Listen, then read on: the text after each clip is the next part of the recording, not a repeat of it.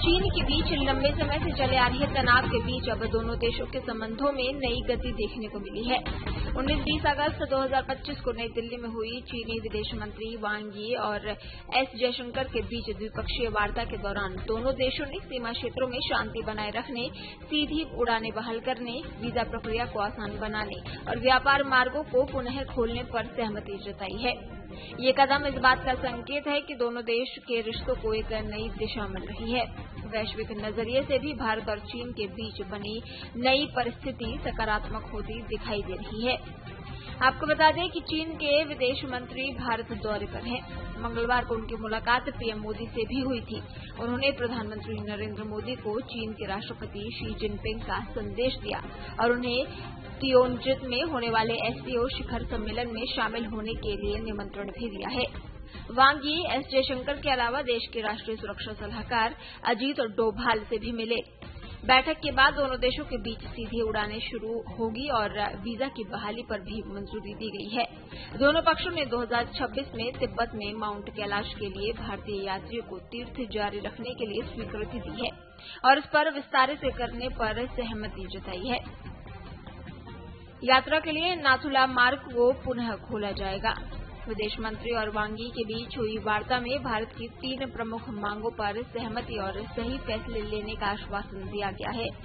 इनमें उर्वरकों की आपूर्ति में होने वाली दिक्कतों को दूर करने, रेयर अर्थ मैग्नेट्स की आपूर्ति और इंफ्रास्ट्रक्चर प्रोजेक्ट्स के लिए टनल बोरिंग मशीन का आयात शुरू करना शामिल है।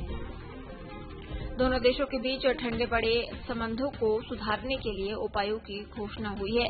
मीटिंग में एलएसी पर शांति और स्थिरता बनाने, सैन्य तनाव को कम करने और आपसी विश्वास को बढ़ाने के लिए नए रास्ते खोजने पर चर्चा हुई है। सीमा निर्धारण के लिए भी समाधान की तलाश है। एक विशेष समूह दोनों देशों के बीच व्यापार संबंधी समाधानों पर भी काम करेगा। दोनों देशों के बीच रिश्तों में सुधार होने से पर्यटन भी बढ़ेगा।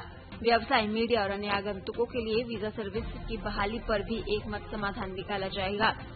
एनएसए डोभाल की पिछले अक्टूबर में रूस के कजान में पीएम मोदी और चीनी राष्ट्रपति शी जिनपिंग से मुलाकात के बाद दोनों देशों को नई दिशा देने पर सहमति बनी थी।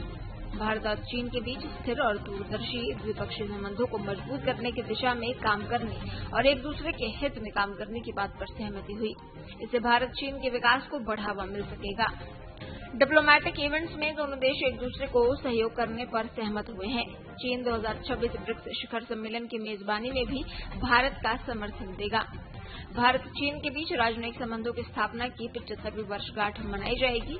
ये कार्यक्रम 2025 में आयोजित हो सकता है, जिसमें दोनों देश एक दूसरे को सहयोग करेंगे। व्यापार को बढ़ावा देने के लिए दोनों देशों के बीच अंतर्राष्ट्रीय और क्षेत्रीय मुद्दों पर संवाद करने पर सहमति हुई है। नियम आधारित मल्टीलैटरल ट्रेडिंग सिस्टम को बनाने और दोनों देशों को सुरक्षा के लिए मल्टीपोलर वर्ल्ड को बढ़ावा देने पर भी चर्चा हुई। देश दुनिया की ताजा खबरें और वीडियोस के लिए अभी डाउनलोड करें पत्रिका ऐप।